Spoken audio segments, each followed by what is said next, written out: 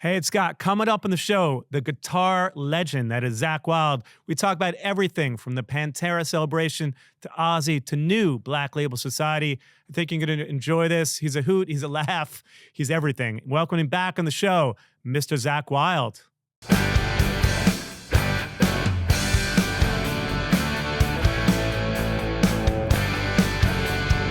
Welcoming to the show, guitar god, Zakk Wylde. Oh my! Yeah, that's what I tell. That's every time I enter the Love Dojo bedroom with the immortal beloved. You are the guitar god. I go in with that title. Yes, I just have, she just goes, all right, we'll just get this over with. Thanks for coming back. I think last time I saw you, Zakk, was like, I think it was 3 years ago I saw you. So it's great to see you again. Lots going on. 3 years ago? Yeah, 3 years ago. We did this in LA, so we're back. And all right, man. It's great to be here with your wife. You guys actually met when you were like in 6th grade or something, which is crazy, right? Yeah, her 6th grade. Then I took her to go see the Urban Cowboy movie. I tried going up her shirt, and I got denied. And so I broke up with her on Monday. I dropped her like a bad habit.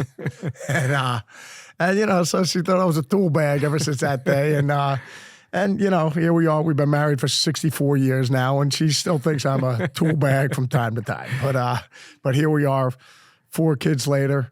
Crazy. And I have no problems getting up her shirt now, though. I have to announce that one. She was just telling me she does a podcast. So I guess I she's plan used on to doing it after this podcast as well. And tomorrow we have Miles Kennedy on the show. It's funny because you guys were in that movie together, Rockstar, years ago. Yes, it was a great time. Yeah, and that was, I think, was that like the last time that you shaved, possibly, that movie? Yes, it probably was. Yeah, because actually when we did the movie, I remember I was wearing a beard for the end of the movie, and it was just a prop beard, pretty much exactly what my beard looks like now. But it was just like, so I could actually literally test drive it, so I could see what I'm going to look like if I grew a beard. Yeah. I just let it go. And I remember when you putting that beard on me like every morning, in the trailer, the makeup trailer, and I was just like, I look at it, I just was like, man, I think when I get done with this thing, I'm going to actually just let it go. So yeah, it's actually kind of funny because our older kids know what I look like without it, but our youngest kids that are 22 and 12, they've never seen me without the beard. That's crazy. Did they ever say, Dad, will you just shave it for me just once, just so we could see you? See no, not gonna happen. Because there was a period in Ozzy's band years ago. I wouldn't say it was you guys were going glam, but with Randy, there was definitely like the big hair thing. If you look at the older pictures. When I first joined the band, of course, I mean 1987, right? No More Tears. Yeah, so that's the poofy hair was still in. That's when Barb still actually wanted to sleep with me. But it was just no, it was just it's so amazing when you look at certain fashion things that come in and that, you know what I mean? Yeah. And Alice in Chains back in the day used to be glam. People don't everybody, know that. but that's what was in, I mean, it's just so, but it is kind of funny, so I guess it's got to be, I remember like with Ozzy when he was saying, when I started wearing the bells again, he was just like, what are you got to be kidding me. I thought those things were gone, man. You know what I mean? Bringing them back. Because Ozzy's just like, we lived through that, you know what I mean? So, and I was just like, I thought it was cool. So, I mean, it's the same thing with younger kids. Every generation that's been older, looks at the previous ones. Totally. And just either thinks they're cool or whatever, you know what I mean? So, I always tell people, because I was in a band with the singer of LA Guns back in the late 80s, and I always tell people that everyone looked like that. It wasn't like, everyone, some people had short hair and long hair. If you were in a band, you had to have long hair. No, but you know what's so funny? It's just like when you really think about it. When we have these conversations of like, whatever trends are coming through at the time, it's almost like you should just go the opposite direction. Right. My mother knew all along. No, but it's the truth though. I mean, I'm saying regardless, whatever, same thing with me. I was saying like when I first, before Ozzy, like the music I'm playing now, with Black Label or the stuff I played with Ozzy, whether it's Miracle Man and everything like that, it just, that was the music I love and I love listening to. So the whole thing is, I could have been doing that then before I was playing with Oz, but the band that we were in then, Iris, it was just like, well, in order to get a record deal, you got to sound like, because Bon Jovi was huge, the poofy hair. So it's just like, everybody's just following trends. True. Whereas, and I understand it because that's what's popular. So, you know, it's just, if Western movies are popular, you know what I mean, at the time, then every movie studio is making Western movies. You know, so, you know, Jaws is big. Everyone's got to make a shark movie after that. You know what I mean? The horror movies, you know, like in the late 60s with all the occult stuff and everything, like it was such a huge implosion and it was popular on culture. So everybody's making Rosemary's Baby, The Exorcist, this one, that one. You know, I mean, it's just like, just because what's popular in the climate, it's almost like you should just go, not that you, almost like you're living under a rock, man, you know, and you're not even affected by what's going on. Just don't, you know, I mean, but not like even Metallica back in the pictures during those days with the late 80s, they were, what separated them was the fact that they didn't have poofy hair and they weren't wearing stage clothes. They were just wearing jeans and T-shirts and leather jackets and no hairspray. And it was just like, that made them look completely different than everybody else. Although when Guns came along, I feel like they kind of started to break the mold in terms of what was happening look-wise, right? Yeah, well, I think they came out, you know, obviously they were glam when they first came out because they loved, you know, Hanoi Rocks and they loved the New York Dolls and that whole movement. But it was just like, but yeah, like by the time Sweet Child of Mine blew up, the poofy hair was gone. They went into Keith Richards territory. Yeah, more Stones. Exactly. So I mean, but yeah, and then they never went back. You know what I mean? But Totally. when they first came out, it was just a like sign of the times. That's right. I forget that they went through a little bit of a glam phase early on. That's true. Very true. Yeah. I mean, even the Welcome to the Jungle video, Axl had the big hair, Duff, I mean, the whole band. Tight pants. Yeah. The show at the Ritz was one of the greatest shows I've ever seen in my life. I don't know if you've ever caught that show in like 87. Yeah. Well, me and Barb actually we went and saw, when I first started playing with Oz, it was just, we saw them at the Felt Forum underneath the Garden. All right. And it was awesome. I mean, you just knew you were witnessing something special. Was that 88? Yeah, without a doubt. Yeah. You know, because I wasn't there, obviously, to see Zeppelin, but you know how like everybody said when Zeppelin was playing the Fillmore and this and that, like it was just, everybody knew there was witnessing something special. Did you ever go to the Zeppelin reunion shows with Jason? No, I didn't go to that. I think Brian Tishy might have been there because he was, Brian was there because Foreigner was playing or something like that, or he knew somebody that was there or something like that. But I think he might have been there. I always wish I went to those at shows.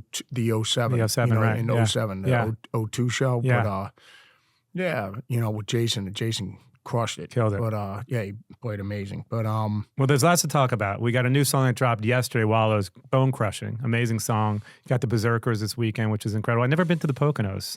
I feel like it's someplace I don't know if I'll ever go. It's a place for lovers. That's the reason why we wanted to put, you know. You know.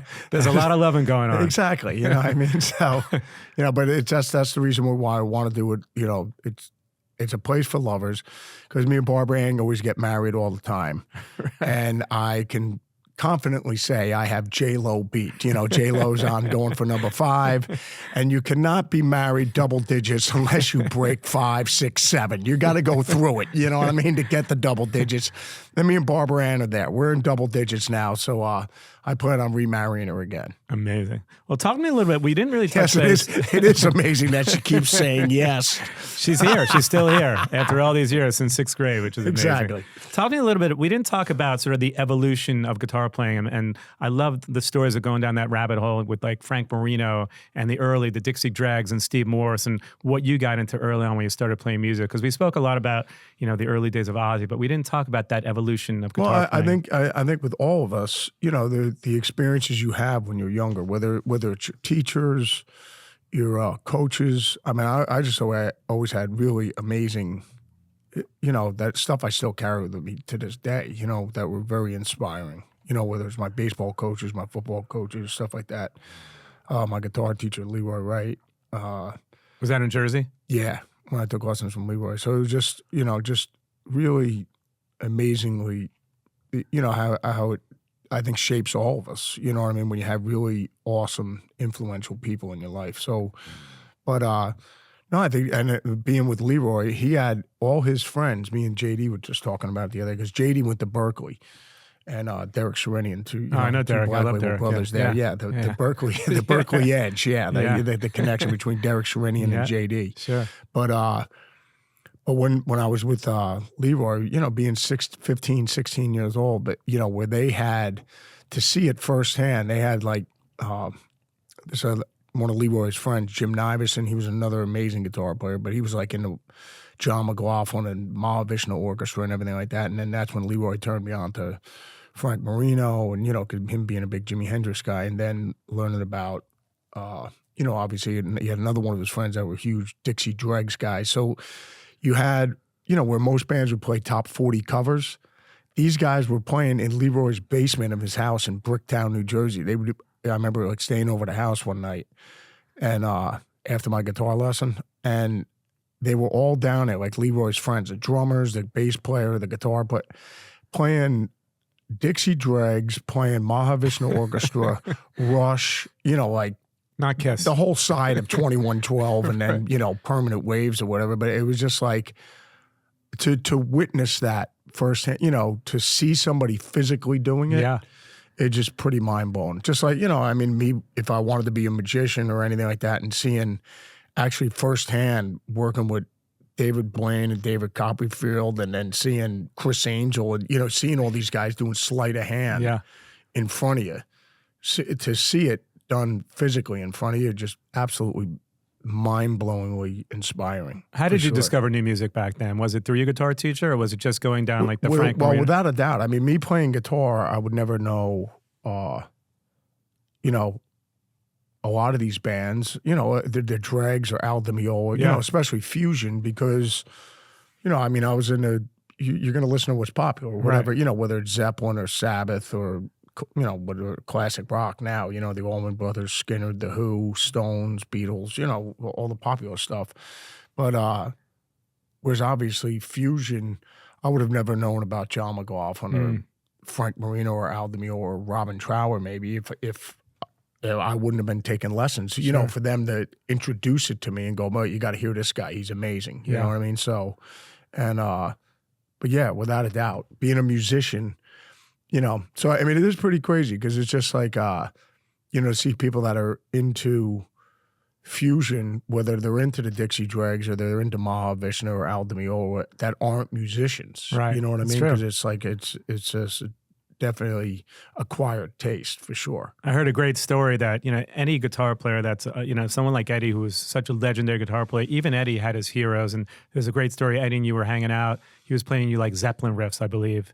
And then I guess you heard that John McLaughlin had, right? There was a story behind that, which is a great story. Well, I remember, getting hammered with King Edward, I mean. Must have been great. Were you guys friends? Did you hang out a lot? Yeah. But I mean, but this night was just like legendary because, you're hanging out, just like I imagine hanging out with Jimi Hendrix or something, or Randy Rhoades or Eddie. I mean, these guys are mythical figures, because they're part of your youth growing up. So, but I remember Eddie he had my guitar around his ankles, my Les Paul, my mirror bullseye black Les Paul, and he's sitting there, because the strap's lower on me, but it's even lower on Ed. It was like hanging around his knees. Yeah, like he's just like Jimmy Page and Song Remains the Same. The guitar's down to his knees.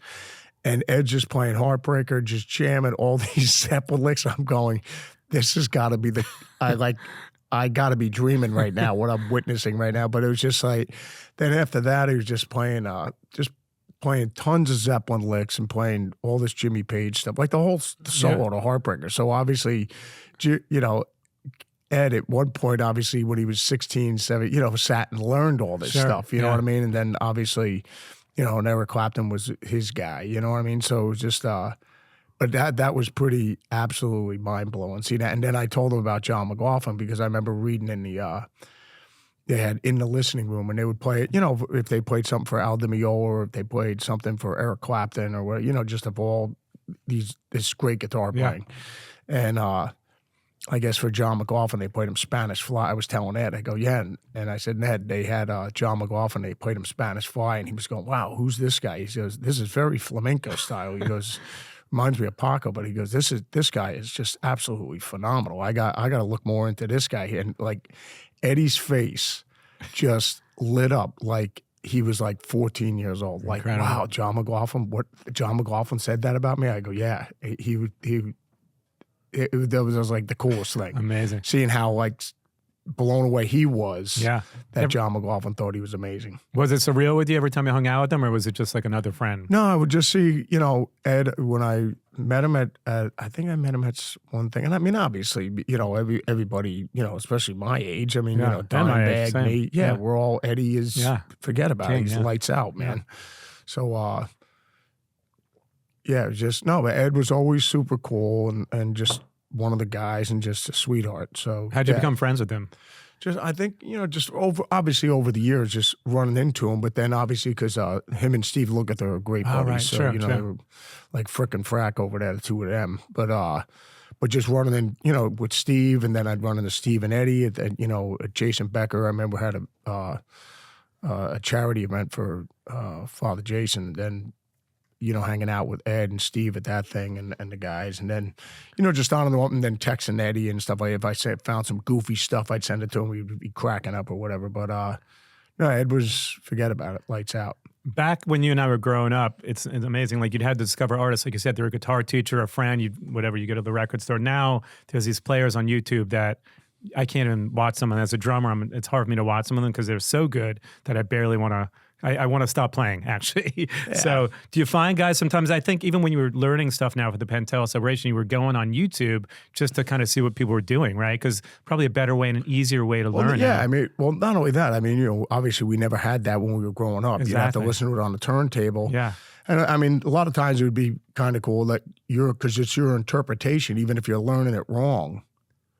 And eventually you learn it that it's like, oh, that's how it's being done. Yeah. You know what I mean? It's open strings as opposed to playing it. I'm playing it harder than it is. You know what I mean? So, which is always great because it just shows you that there's different ways of interpreting something. You know what I mean? But no, I think I think it's great that kids could go on YouTube and you see where it's a tutorial of how to play something, which is great, so, but I agree with you on like Instagram and all the social medias where you have kids playing. And I remember somebody was telling me one, a couple of years back, they were like, oh, don't you think, maybe guitar is dead or what? I was like, what, like you said before, what rock are you living under? I was like, I go, it's alive and well, it's doing fine. I was just like, there's so many amazingly awesome young players, which is a beautiful thing because you want to have kids that are inspired to want to play.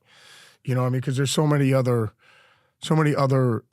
avenues of things. But there's always been though, you know what I mean? Yeah. So like even when we were kids, I had sports, then you had skateboarding, then you had this, then you had that, and all this other stuff going on. So, if anybody is dedicated to music, you don't have to force somebody to practice. That's true. If you want to play, you're going to play. And if anything, your parents have to tell you, to put it down for 2 seconds, just to, come down and grab a bite to eat or something like that, or you putting the garbage out. But it's just, otherwise it's just like, it's like playing video games. Yeah. I tell kids, I go, playing music is just like playing video, you enjoy it. You don't practice playing video games. You're playing it because you're having a good time and you love it. You know, and so music is the same way. I think you ask any musician that loves playing, it's just just what it is as far as your imagination, it takes you into other worlds. You know what I mean? Because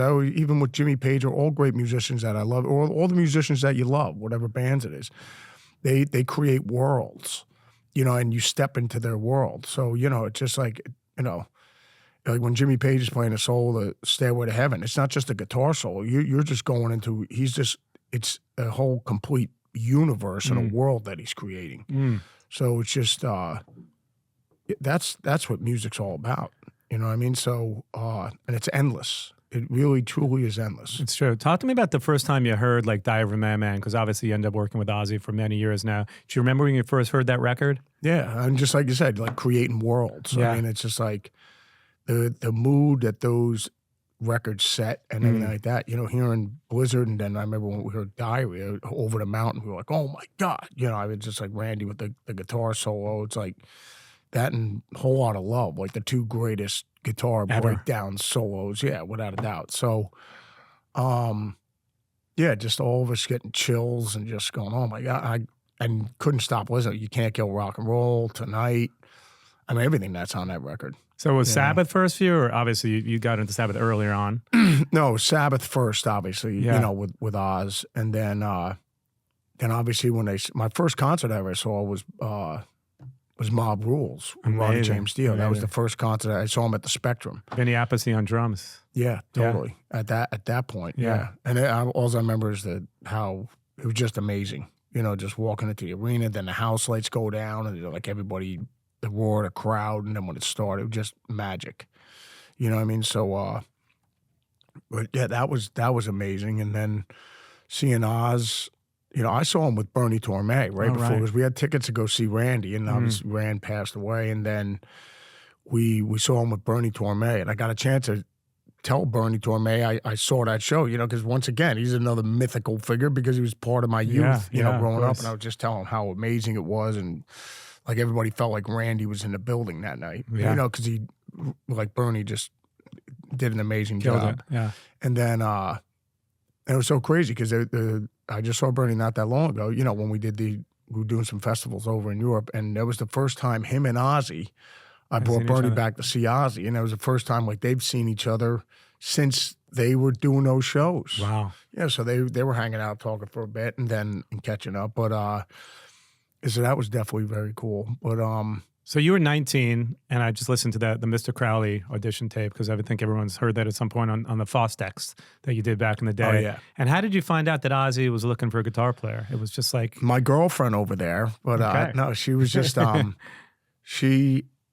I remember she heard on Howard Stern, because Ozzy was on Howard All right, Stern, okay. and I guess Jake had just left the band, and he was like, yeah, I think I'm going to be getting that. And Barb was like, wow, it would be amazing if we can get in touch, you know, if there's some way we could get him to hear you play with. And I was just like, well, yeah, you know, well, maybe we'll just look in the phone book next to Jimmy Page and Robert Plant and all the other people, and Mick Jagger and Keith Richards, and everybody else. But no, so I ended up playing a place called Close Encounters on Route 9, and it was just a club with Cyrus. We used to play there, and Dave Feld was in there, and Dave seen me playing. He was like, "Hey man, did you ever think about auditioning for Ozzy?" I was like, "No, I was thinking about going for lunch or a slice of pizza with Jimmy Page the other day as well." No, I don't know how you're supposed to get in touch with these people. Once again, they're like mythical, magical people. They come to life when you see them play, and they just disappear. So.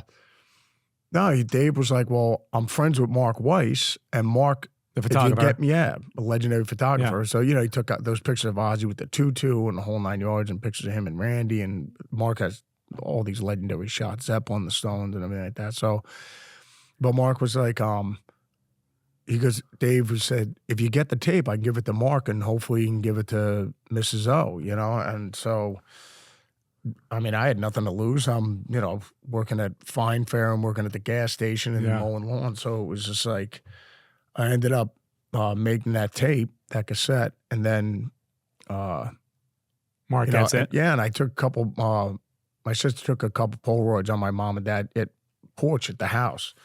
And Ozzy, it was funny because Ozzy, you know, Mark and Dave got the tape to Mom. And that was the only tape Ozzy, like, listen, you know, because Ozzy was like, guys, you just sift through it and when you get to the top 5 guys, and I'll come down and say hi. Yeah.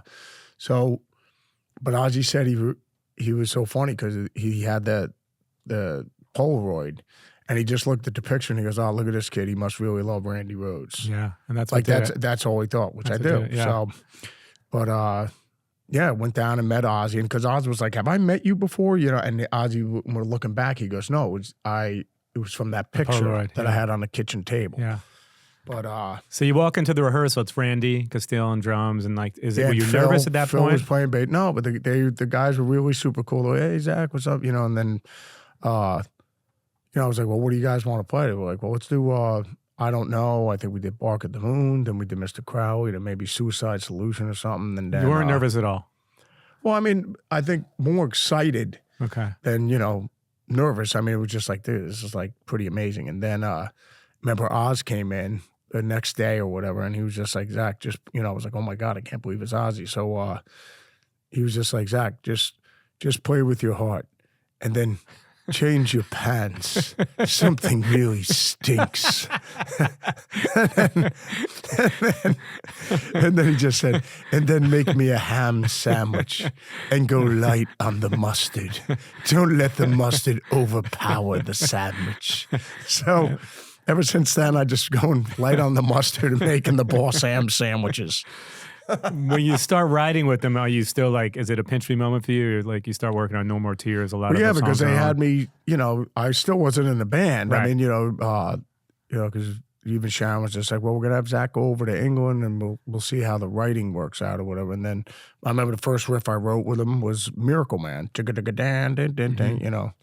is basically it's like a sped up version of Foxy Lady. Sure. Dom dom down, da dom dom down, dan, to just going with taking ingredients that cooking ingredients that I learned when I was taking lessons from Leroy. So yeah, you're just going based off the knowledge of what you have. So, but yeah, just that was the first song, and then obviously Devil's Daughter, and then everything Demon Alcohol, and everything that's on the No Rest for the Wicked record. So, but yeah, it was once again, it was an insane, amazing time. I mean, just the comedy. Yeah. The drinking, everything, because there was a pub right around from the rehearsal place in Brighton when we were playing at this it was an old horse farm converted into a rehearsal live-in facility. So that's where we were staying, and it was just like there was a pub walking distance from this thing. So Oz and BT, Bobby Thompson, he was with Nazareth, and then he started playing with, working with Oz during the Randy years when they started getting the whole thing together, but they'd known each other forever. So it would be BT and Ozzy going to the Wheat Sheaf pub, and then we'd all go over there at like 1 o'clock in the afternoon, get back, and then start jamming, drinking all day, to have something to eat, go back to the pub, come back, and then get hammered some more, jam some more, then go back to the pub again, close that thing down. It was like insane. But lots of laughs, and just like, that's why I said it's amazing anything ever got done, just because we'd be on the floor crying, laughing. I mean, because Ozzy, if he wasn't the greatest front man that ever lived, and one of the greatest rock singers ever, he'd be like an amazing stand-up comedian, you know what I mean? So, yeah. Well, you've been sober now for 14 years, but there are these legendary stories of you like sneaking beers with Ozzy in the bathroom, like when you weren't supposed to be drinking. Oh yeah, with him. well we'd call them live grenades. Right. So what we would do is like it was the O'Douls and their twist-offs. So, they weren't snap-offs, they would actually twist off. So what we'd do is we'd take, we'd take Beck's, because I was drinking Beck's then. So we would take like the Beck's or any of the good microbrews that we were getting at the time. So, and then we would just get a little funnel and we would pour it all into the O'Douls and then put the twist back on. So it looked like we were drinking non-alcoholic beer, but we called them live grenades. Right. So if any of our buddies were in, they were like, oh man, who's drinking these O'Douls? It would be like, Frank, those are live grenades. If you want a Beck's, they're Beck's, bro.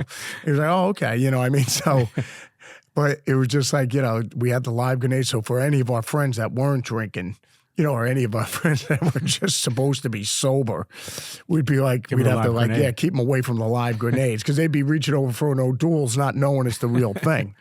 I remember one day live on stage, Oz grabs one of my O'Doul's during a drum solo, and there's me and you looking at each other. I'm going like in slow motion.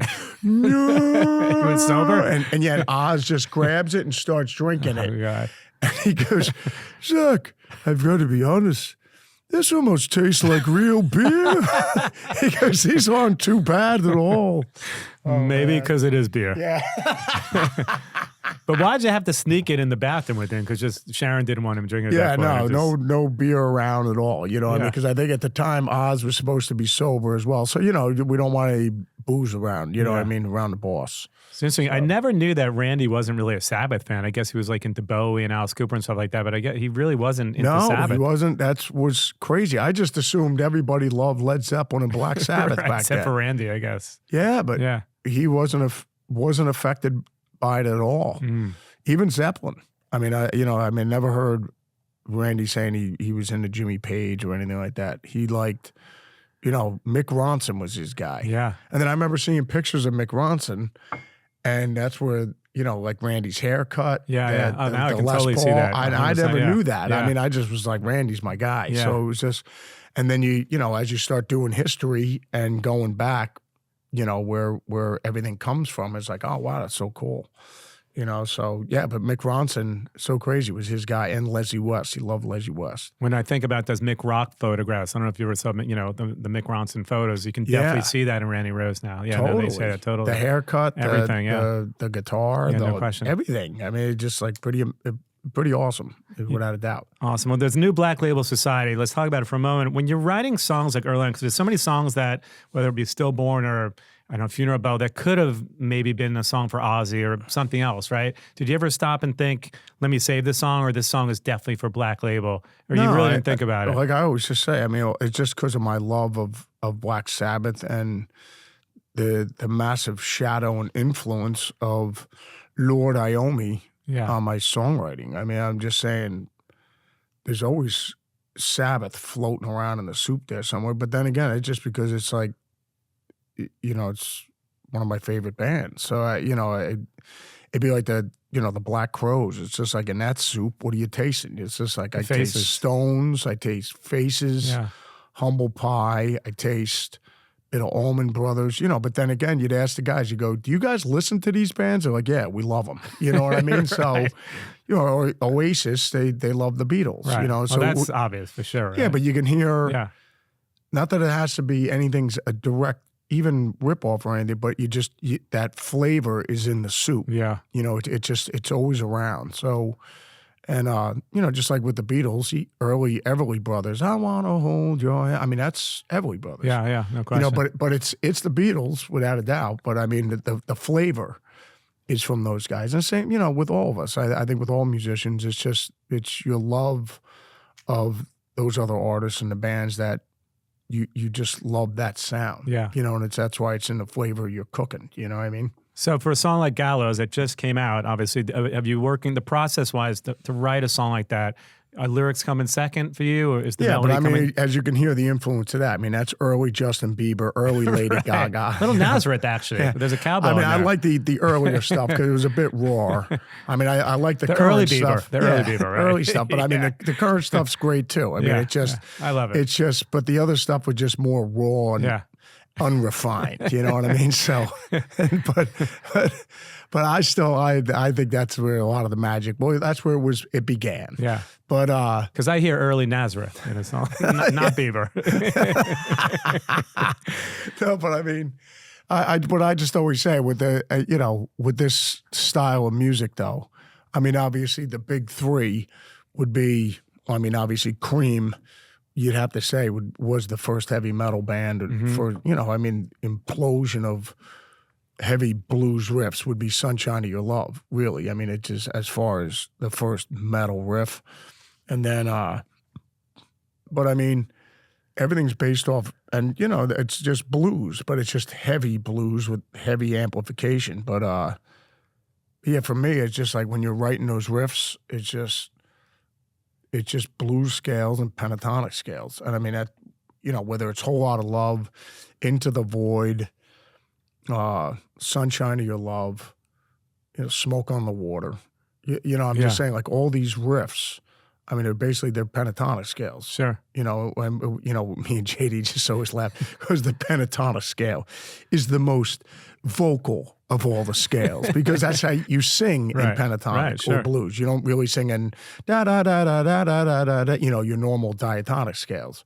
But that's the reason why a pentatonic scale is so prevalent in that music and in soloing and things like that, just because it's more of a vocal thing, you know, and melodic and melodies, you know what I mean? But whereas diatonic is, you know, that, not that it sounds like finger exercises, but it's more of a scale. Right, sure. You know, from C to C. So, but no, it's just, for me, I mean, those, anything, if it's going to be in the zip code of those three guys, you know what I mean? Whether it's or four, you know, or five, I mean, those massive bands, whether it's Cream, Sabbath, Zeppelin, Deep Purple, you know, it's just heavy blues riffs.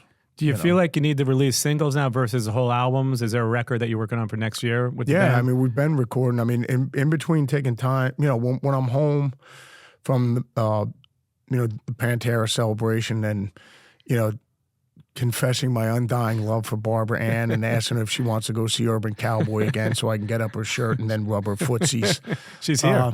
Yeah, exactly. So in between then and then doing the dishes and bringing out the garbage and cleaning the dog run, we were able to fit in Gallows and do the video, and then I had to get back to rubbing Barb's feet. But I mean, so no, we've been recording a batch of stuff while we're home, and then Right. so I mean, obviously it's going to be a lot of.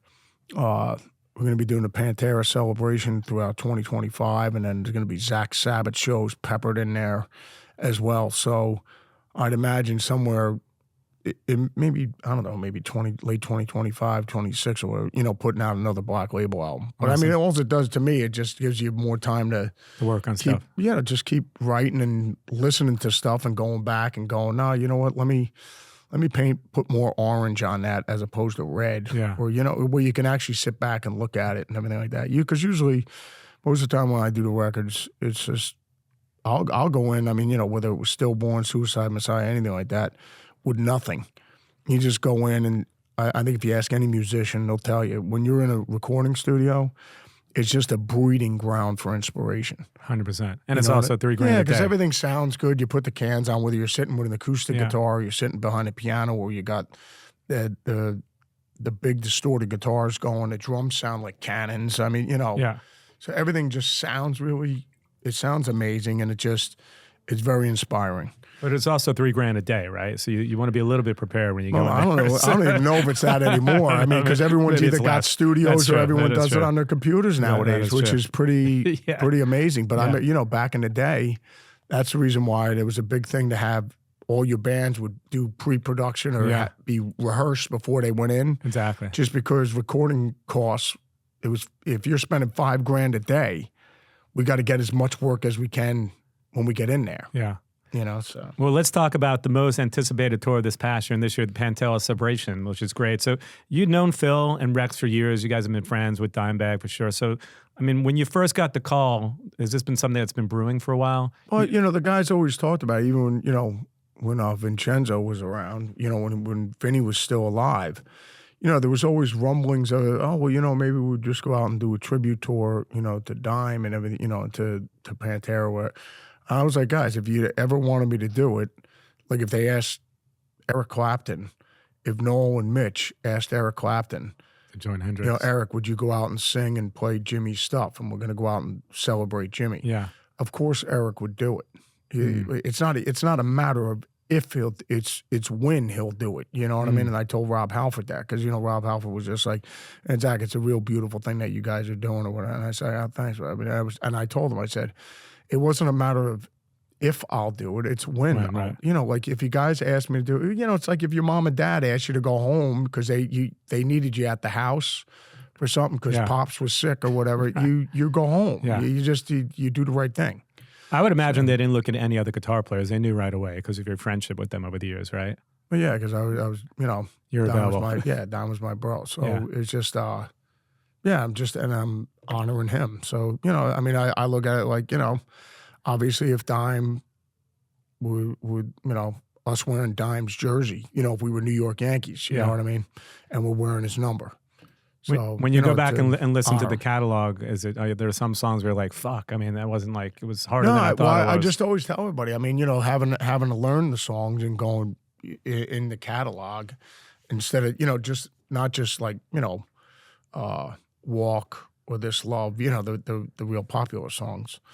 Some of the other songs that are in the catalog, the deeper cuts, it was just like what I tell everybody, it's just like what makes all, Dime puts him at the table with all the great guys that we love.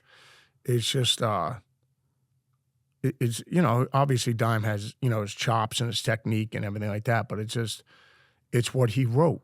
That's his legacy, And I tell everybody, I go, where Dime, where I put him is more so like kind of like with Lord Iommi in regards of because Pantera and Black Sabbath is the gold standard in that genre of music. You know what I mean? No So question. all other bands are measured by, in Sabbath. Because even with Sabbath, I mean, with Tony Iommi, I always say he's the Bach, Beethoven, and Mozart of Metal. riffs. Yeah. You know what I mean? And created literally, like when we were doing the Metal Hammer Awards or whatever, I said, everybody here in this room tonight that's working here, that works for this magazine, and all of us that do what we do for a living and we could pay our bills are completely here because of one guy. That's it, and that, like, he actually created a genre of music. No question. And that everybody's thriving on. That we're all able to enjoy the lives that we have because of this guy. So it was like, Henry Ford, he created the first car, and it's just like now we all have car companies, but he was the one that designed the first one. You know what I mean? And all our cars are just pretty much, they're offshoots, but we use that blueprint for what he designed. Yeah. You know what I mean? So it's pretty amazing. But no, I think with Dime, that the extreme heavy, their extreme thrash heaviness of that music is just it's a template of that design and all other bands, whether it's Lamb of God and all the other bands in that genre, they're measured. But Pantera is the gold standard. I think which is the truth, man. I think the first time you saw them was with like Extreme. We were just talking about, and Aerosmith back in the day at Donington, right? Yeah. What do you think? Were you just blown away at that point? Yeah, just the sheer power of, it's almost like that music is custom made for live performance. Yeah. It's like designed for that. It'd be like if something was designed to be on the water, you know what I mean? Like a jet ski or something. Yeah. It's just like it's just perfectly designed for this, or a dragster. It's designed to do specifically what it does. But it really is. I mean, I was just like, wow, just the sheer power and force. It wasn't because of the volume. Yeah.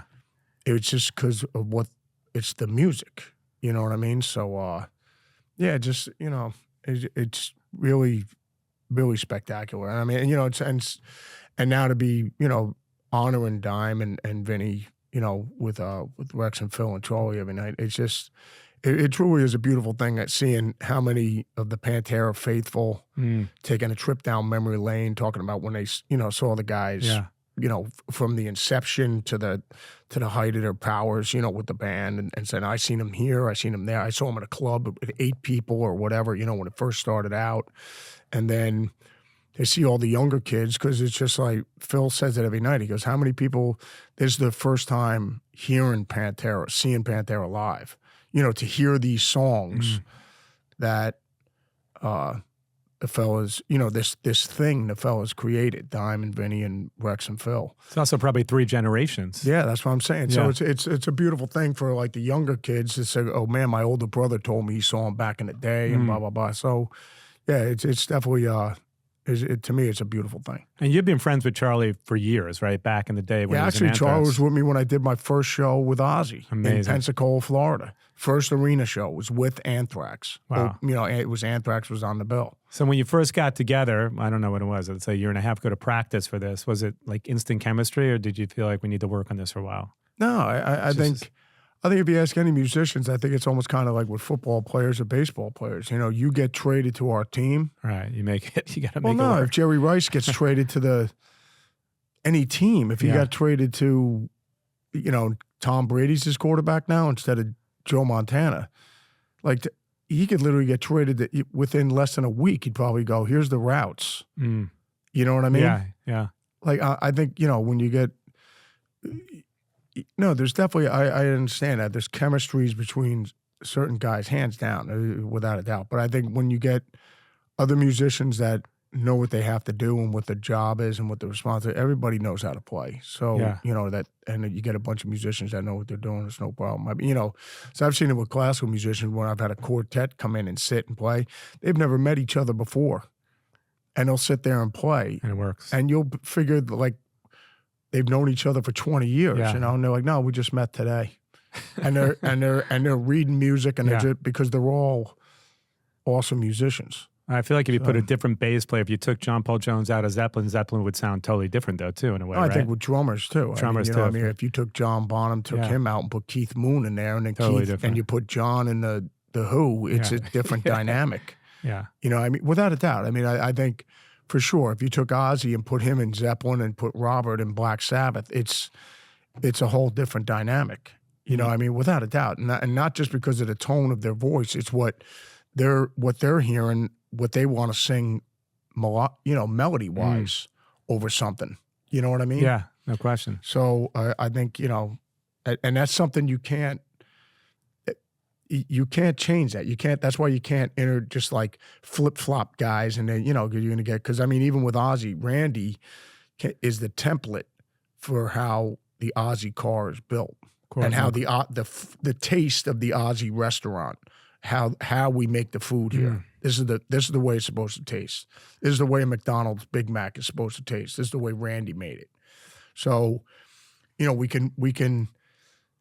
Yeah, that's the template for, McDonald's. Yeah. It's the way, Blizzard and Diary. That is the template for McDonald's. So, like, for Jake coming in, it has to stay within that realm template. Yeah. And the same thing for then when I come in, you could expand on what Jake brought to the table, and then I have to do my thing. But it has to stay within that of what the restaurant is. Yeah. You know what I mean? Are there times at soundcheck you're working on any just ideas, messing around with stuff with Pantera? Oh, with the guys? No, we usually just been jamming. We just usually go through the songs. I mean, rolling with the Metallica guys, we'll go in there and just noodle on to get the in-ears together and everything like that. Just go over I'm Broken or something, like half of it or something like that, and go, if everybody's in-ears are working, we're fine, then we're done. You know what I mean? But no, nothing to the point where we're writing any songs or anything like that. So I imagine it's incredibly emotional when you're up there, because you guys were friends, right? You and Dimebag. So I imagine when you're playing and you look up during Floods, it's got to be. Like especially when we do Floods and everything like that, because Dime was really proud of that one. Yeah. And, just the ending, without a doubt, I definitely get choked up playing that one every night. And and then when I see the visuals on the screen and everything like that, because obviously I'm facing the crowd, so I don't see the video screens, but the footage that I've seen, I'm like, wow. So it's heavy. It's pretty amazing. Heavy. But but I get choked up doing that one. But usually, most of the time you're in the zone and you're doing what you got to do. No question. Well, there's new Zakk Sabbath stuff, which is great. So I love you talked about the first record. People reviewed the record and just said, why? Because if people don't know you basically re-record the records. Re-recorded the first Black Sabbath album. One question, why? It's almost like Spinal Tap, the gospel according to Tap. I have two questions. Why, on what day did God create Spinal Tap? And two, why couldn't he have rested on that day? So the reviews are pretty much the same. The reviews are in. Yeah. Do we really need to do this again? It's just like, wow. So there is a new record out there. Yes. Well, we got and then we just did. I say new, but it's. Well, totally. Well, we did Master. I mean, but with the Zakk Sabbath though, we did obviously the first album, and then we just did Paranoid and Master Reality. So I guess the next one up on the On Deck circuit would be Volume 4. Which is amazing. And that will have a bigger review for sure when it comes out. Wait, for the fourth time. Why? Again. Let's talk a little bit about the Berserkers Festival. Obviously, by the time this airs, the festival's this weekend, which is exciting in the Poconos. We spoke about it. But I think Friday night you have like the Atomic Punks and all the cover bands. And then it's basically just a bunch of your friends getting together. No, it's just going to be all Saturday. It's all on Saturday. All on Saturday, okay. The whole thing, the Ride for Dime, there's 522 bands playing. Everyone gets like 2 minutes to play, and then they're off the stage. But the idea was just do your own festival, because you've been playing festivals your whole life. You're like, why don't I just have a keg party and do my own festival? Yeah, right? it's just a bigger version of me and you putting this together when we were 17 years old with all our friends from high school. You know what I mean? That had bands. It's like, guys, let's all get together and play over at Frank's house in the backyard. Right. Well, his older brother can get us all kegs and everything like that. So. It's just a bigger version of that. Everyone getting alcohol poisoning over at Frank's house. You know what I mean? So, And you got strongman competitions, car shows. What else you got going on over there? Just, everything between alcohol poisoning, completely throwing your back out, getting injured at the strongman contest, throwing your thumb out during thumb wrestling, you know what I mean? Things like that. Poconos loving. Yeah, and getting married and, and then divorced, losing your house and then going bankrupt, It's just an all-encompassing good time. In the Poconos. Yes. Do you feel like this is going to be a regular thing? I would imagine. Circus, how I lost my life financially and spiritually. Was this you and Blasco sitting around just coming up with this idea, or is this sort of? Look at, I got the shirt on here. Shirt. This is right. from There you go. 2010. Oh, right. Wow. So, it was just like, we always talked about doing it, and it's just a matter of us finally being able to put it together and get everybody, and then we had to reach everybody. Like I said, it's no different than kind of high school, because all the bands that are on it, I pretty much have known all the guys for years. We've all did festivals together or played together or did tours together. And I was just like, why don't we reach out to all our friends and see if they want to do it? If they're on tour and we'll book it somewhere where they're coming through town and they could do it. You know what I mean? Are people coming through the Poconos a lot? I mean, maybe. Well, no, obviously for the tour, just like anything. I mean, like the Poconos is a good spot. I mean, for the, obviously, we were talking about Vegas originally. Anywhere would be Hubs. a meeting spot where people got to go through. Right, sure. And figuring, where you do a show on a Friday night and then on Saturday, you're like, yeah, Zakk, we could probably do it. We'll swing, through Philadelphia and we can do the gig. You know what I mean? So it was just a matter of putting it all together and making sure you're going to be able to do it. Yeah. Andy's going to be able to do it. Tommy's going to be able to do it. Everybody in all the other bands. And then all the fixings on top, between the car show, the Ride for Dime, all the food trucks, the food tasting contest, the hot sauces, all that stuff. But what are you the most excited about? Just the probably the alcohol poisoning. You know what I mean? That's a competition. Yeah, just laying in a field with alcohol poisoning, telling my parents I was going to sleep over Andy's house. That's something that could be a whole nother festival. The alcohol poisoning festival. Totally. Oh no, but the whole thing. I mean, just we're finally making this thing a reality. So I mean, it's crazy that you got the shirt, because it means 14 years it's been in the works. I guess, totally. Right? Yeah. Without a doubt. Amazing. Well, we do these really fun things at the end of the show, Zakk. We talk about top 5 lists, and I know it's really like your favorites, because at the end of the day, it's all subjective. Well, the top right? 5 would have to be Barbara Ann, Barbara Ann, Barbara Ann, Barbara Ann. And maybe Hendrix which is and your kids, right? Barbara Ann. Yeah, exactly. I want to talk about, we talked a little bit about some of your favorite guitar players, but if you had to say your top 5 most underrated guitar players of all time, and I feel like I know who they are, speaking to you, but I'd love to hear your top 5, starting with number 5. Underrated. Well, there's not most or least in this list. It's just 5 guys that are just phenomenal that, more people don't know about. Right. We were talking about it the other day, probably Elliot Easton from the Cars. Great. Super underrated. Forget about it. He's so tasty too. Incredible just guitar player. amazing. Yeah. And he's another Berkeley guy too. So a lot of people forget that. Yeah, and I wouldn't picture you to pick Elliot Easton for some reason. I would figure. Oh, yeah, he's just, I think all guitar players, if you ask any guitar player, they all, just because he's so creative, and he has great chops too. I mean, to play all the stuff he plays. Yeah. I mean, in that music, I mean, it's like a lot of times he's playing country type stuff and new wave stuff. I mean, it's just like, wow, what made you think to put that in there? You know what I mean? The note selections and everything like that. So I think the Cars are underrated. I mean, what an incredible band. Candio, without a doubt, because when you really listen to, how you can hear other bands, like whether you're listening to Soundgarden and you go, oh yeah, I'm hearing some Sabbath, I'm hearing some Zeppelin, I'm hearing some this, that, or whatever, and then like the Black Crowes, where you go, Zakk, I'm hearing Faces, Stones, Humble Pie, Almonds, whatever, And you get like with Skinner, they love Free and stuff like that. Yeah. And, and when you listen to Free, I just go, oh wow, and now then you start putting it together. But the Cars, I'm like, where is this coming from? Yeah. You know what I mean? I still listen to them. I love them. Such a great. Without a doubt. I mean, it's just like where you go, oh yeah, you like the Cars, you'll like, this is where they got it from. You know what I mean? It's just like, wow. I mean, it just television and a lot of those bands before. Yeah, just talk about a lot. A really great, very creative movement of music. I mean, Yeah. all the new wave stuff. You know, really, really amazing. But you got to admit, people don't think Zakk Wylde guitars. Maybe not. Well, no, but I love all the new wave essentials. I love all that Yeah. stuff, man. You know, I listen to it when I'm lifting and everything like that. You know, obviously to get me out of what I do. You know Yeah, what I mean? yeah. So I listen to a lot of Alan Holdsworth, Dregs, Mahavishnu, fusion stuff as well. So Number 4, if you'd say. Neil Giraldo from obviously Pat Benatar. Yeah. He's Good pick. he's phenomenal. I Yeah. mean, it's just like because you had Eddie and Randy, and then Neil Giraldo was just because I mean obviously with Pat Benatar you're not thinking of guitar insanity like with Ozzy or Van Halen. Yeah. But Neil Giraldo had chops and creative. Just listen to those solos and all those songs. They're just, I mean, truly amazing writing, amazing playing, great technique, tone. He's the real deal. And the songs hold up if you listen to them now. Without a doubt. No question. Without a doubt. And Pat Benatar said the whole band. Yeah. I mean, just the band, the production on those records, it's done really well. Number 3 for you. Most underrated guitar players.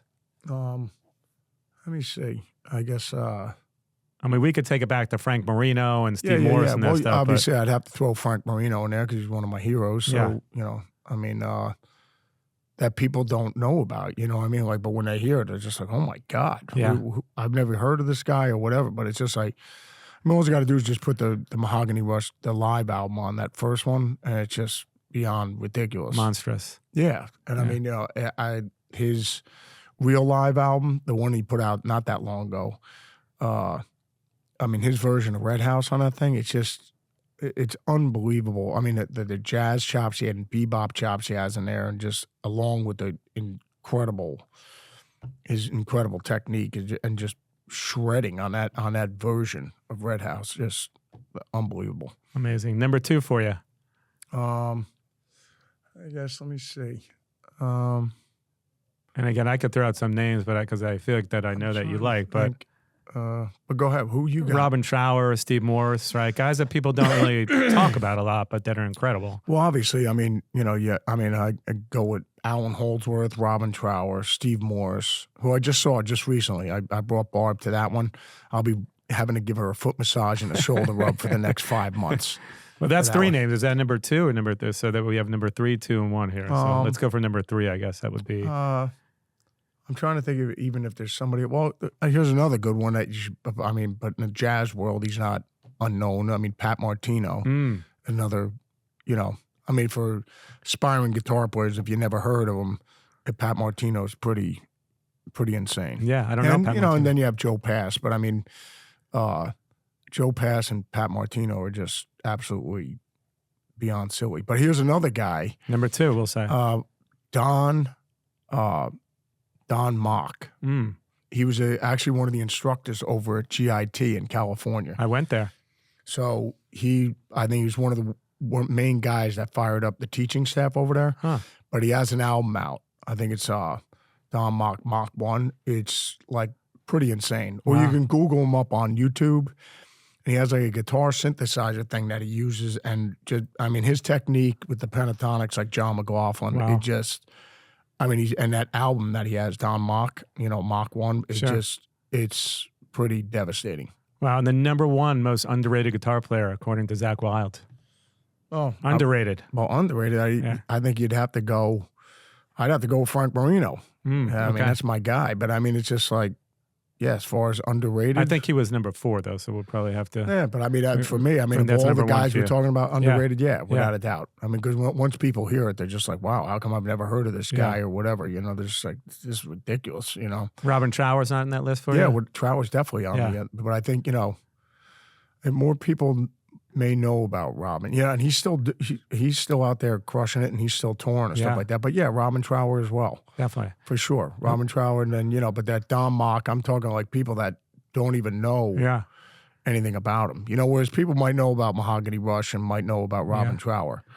But GIT is interesting because when I went there, I had a class with like Jason Newsted and all these guys that went on to do really well. But I think at the time we didn't all know that everybody was that wasn't a place. Now I don't know if that's a place that people still go to like making in bands. But back in the day, a lot of guys from the Black Crowes, Metallica, we all went there. Well, it is, like it is a cool place because you're going to meet all aspiring people that want to do the same thing you want to do. Yeah. So it really is a great breeding ground if you send your kid to a music school. I'm just saying, because he might even just do a year or 2 years and just put the band together, get in a van with a U-Haul and start building his mom and pop shop. Because at the end of the day, that's what we all want to do anyways. No question. You know, that's the reason why Al Di Meola went to Berkeley and he only lasted, I think, a year and a half because that's when he got the opportunity to play with Chick Corea. Yeah.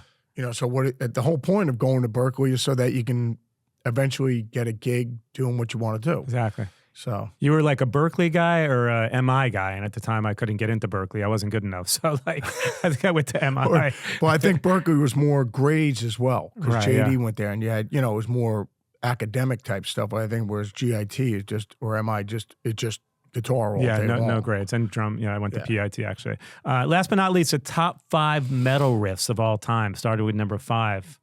Top 5 of all time? Yeah. Well, you got to go. All right, Whole Lotta Love. Number 5. Into the Void. Number 4, Sabbath. Amazing. Throw Sabbath, Bloody Sabbath in there. Number 3. We'll throw Walk, you know, with Dimebag, because I got to play that every night. And then and it's classic. And just the pure power. And like Phil says, it's just hypnotizing. It's just, it can't help but make you gravitate towards the power of the riff. But and number 1, metal riff of all time. You have to go Smoke on the Water. All right. Very metal. It's like the first song anybody learns how to play. Exactly, because it's you know, you could learn it on the low E string. Dun dun dun. It's E G A sharp A. You know what I mean? So you can play with one finger, but you know, at least you sound like you're playing music. Yeah. Do you collect vinyl? You a vinyl guy? I don't collect it, but I do if I find something I still like. But yeah, I listen to vinyl. Still, it's fun, man. Yeah, it's great. You know, without a doubt. I just put on Van Halen too, and I realized like what a great fucking record this is from start to finish. Is there one perfect album that you'd say that you can put on vinyl that you would like never take off, that you think this is a perfect record from start to finish? Well, I'm trying to think. You know, it depends on what mood you're in, but I like Diary of a Madman. I think is just absolutely perfect. Then you have Screaming for Vengeance. I mean, that thing's another great record from top to bottom. Yeah. Then you got, top to bottom. Led Zeppelin 4. It's from the beginning to the end of that thing. And the stars align that day. You know what I mean? Almost kind of like Back in Black type thing. You know what I mean? But I guess almost any Zeppelin record when you think about it, right? Presence even. If you're road tripping, it depends on what mood you're in. Right. You know what I mean? I never got into Presence that much, but I figured that could be like my next thing to get into. Yeah, but it's like a dark horse record. Yeah, but it's almost kind of like with Sabbath, with Technical Ecstasy and Never Say Die. Yeah, that's true. It depends on, if me and you haven't heard it in a while, you're like, Zakk, put that one in. If we're road tripping or something like that, you're like, Zakk, put in Never Say Die. I still love that record. I remember Ozzy was like, oh my God. He's like, Zakk, that album, forget about platinum or gold status. That album didn't even go aluminum. I was like, well, I like that record. You know what I mean? Actually, I love that album. I remember coming home from school every day, putting it on, going, this is awesome. So, well, we got to have you back, Zakk, when the record comes out maybe next year. There's lots to talk about the festival. Good luck this weekend. I appreciate it. There'll be a lot of loving in the Poconos, so good luck with all that. I'm sure you'll win the strongman competition if there is. If you're entering it. Hopefully I don't sprain it. Yes, I've been training with Barbara. Awesome. This is great. Thanks for coming back. I appreciate it. Great having me, man. Thanks, brother. Let me hang out with you guys. 100%. Thanks, man. Thank you, my brother.